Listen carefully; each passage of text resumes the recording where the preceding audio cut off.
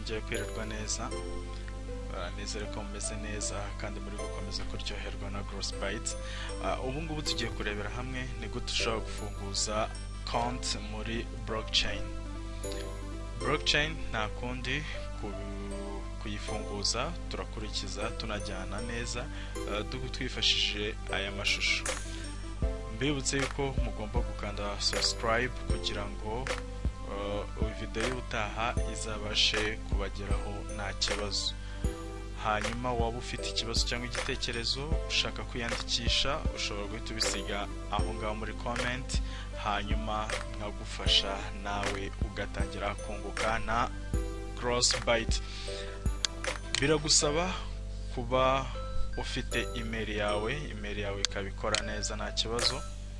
Niba email yawe ikora neza nta kibazo ni byiza, biragusaba yuko ubanza ukayijyamo, hanyuma wamara kuyijyamo, hanyuma ukabona yuko yakoze ugasubira inyuma ugasura uru rubuga rwitwa gutya blockchain.com, hanyuma urayituza kuri sign up.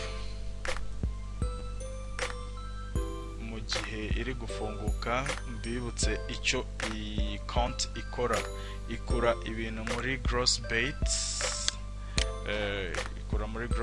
hanyuma GrossByte ikora amafaranga muri GrossByte, hanyuma ikayazana ku ikofi yawe ikayazana hano ku ikofi yawe, hanyuma hariya noneho uburi manager wayo washaka noneho wayabikuza mu buryo bworoshye, kuko muri GrossByte ibifite igihe ntarengwa. Wemerewe kubikuza ku itariki 10 n'itariki 25. Rero ushobora kuba utayakenera utayakeneye uyu munsi ku itariki 10 ariko uzayakenera ku itariki 15. Bivuze ko urabuyakuye muri GrossByte uyohereze muri blockchain account yawe, hanyuma igihe cyose ube wayakuraho. Hanyuma nimba wahageze urashiramo email yawe,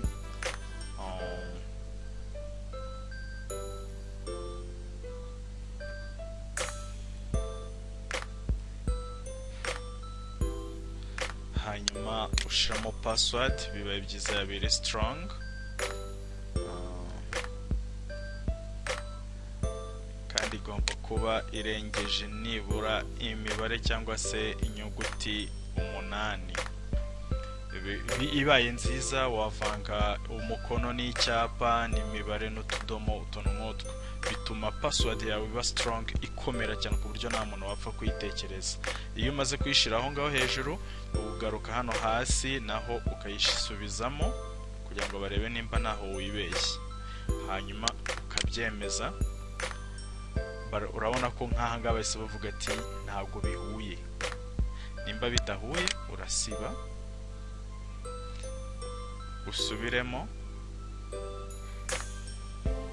urabona ko ya error ivuyemo. Nimba ivuyemo noneho wemeza ahangaha amabwiriza yabo nimba uyemeye, kandi biba byiza iyo ufashe umwanya ukayasoma. Ariko reka dukomeze, ubwo ntubona umwanya uzayasoma, hanyuma reka nkore gukomeza. Ngaho mwite hano hasi bari kuvuga ati ngo creating wallet, bari kukurebera agakofi kawe hanyuma dutegereze. Mbibutsa yuko email yawe igomba kubikora neza nta kibazo ifite, ku buryo iramutse ifite ikibazo ahubwo wabanza gukemura ikibazo cya email mbere yuko ugira ikindi ukora. Batubwiye yuko yarangije kuba, kuko kuri email yawe bahita boherezaho message. Mbibutsa yuko niba utarakanda subscribe ugomba gukanda subscribe kugira ngo video z'ubutaha zitagucika. Hanyuma nimba ufite ikibazo cyangwa igitekerezo ushaka no kwiyandikisha nawe ukaba umwe mu bashoramari ba GrossByte, nabwo ujya muri comment ubibyandike, rwose ndahari ndagufasha, hanyuma nawe wibereho neza na GrossByte. Mbibutse yuko GrossByte ifite ibyiciro bigera kuri 3. nibura reka mvuge nka bibiri. Icyambere ni igice gifite kuva ushobora gushora amadolari kuva kuri 30 kugeza ku madolari 999. Aho ngaho bakaba bakungukira ku munsi, cyangwa se ku munsi bakaba bagusubiza 1.8%. ubwo hanyuma icyiciro cya kabiri ni uguhera ku madolari 1000 kugeza ku madolari 24,999. aho ngaho bagusubiza 2 cyangwa se 2%. ngaho murabona yuko byabaye, bivuze ko ubu ngubu ushobora gusaba cyangwa se nawe ukaba wakohereza. murabona ko byabaye. ahangaha hari request and send mu gihe uri gusaba, mu gihe uri kohereza. nako ubutaha nabyo tuzareba uko bikora. hanyuma nimba uri kubikuza nk'abantu bari bubikuze ku itariki 10 na 25, uza ahangaha ka requestinga, hanyuma wamara ku requestinga hari agafenetre kagiye gufunguka. akangaka ugahita ukanda copy,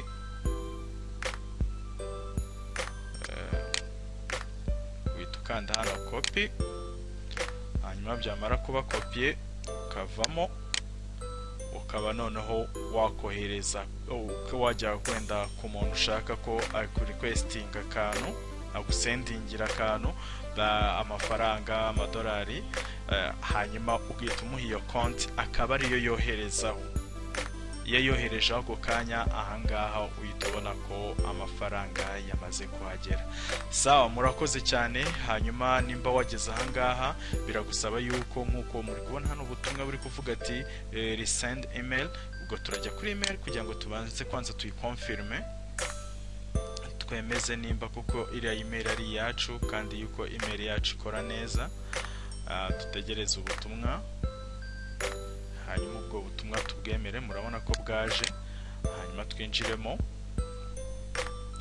tubwinjiramo, hanyuma tukonfirme, tuvuge ati email ni yanjye irakora kandi bikorana na blockchain wallet.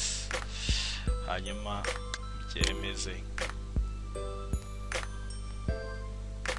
mbibutsa yuko igihe cyose winjiye muri blockchain bakubaza niba koko ari wewe winjiyeyo. bivuze ko email yawe ugomba kuba iri gukora kugira ngo nibura ugenda wemeze message iba yamaze kugera kuri email yawe, kugira ngo blockchain account yawe ibashe gufunguka. iyo utabikoze, ndakubwiza ukuri, ntabwo yakora pe. bivuze yuko niyo mpamvu umutekano wayo urizewe kugeza ubu ngubu. ntabwo ikora. bivuze yuko biragusaba yuko ugomba kuba uri kuri email wemeza ubwo butumwa yuko ari wowe ubwite uri kwinjira muri blockchain account yawe. byumvikane neza yuko umutekano wabyo urizewe. mukanya tukaba turi gukonfirma. mukanya hari havutse ikibazo cya network, ariko murabona yuko batubwiye yuko your email is verified. bivuze ko byahuye, byamachinze. sawa, mureke tubasezeranye gukurikirana indi video. hanyuma mwibutsa gukora subscribe niba utarakora subscribe, hanyuma muze turyoherwe na GrossByte. mwubwira yuko ku itariki 10 yo washoye neza cyane, no ku itariki 25 wakira amafaranga. sawa, murakoze naho ubutaha. komeza muryoherwe na GrossByte. murakoze.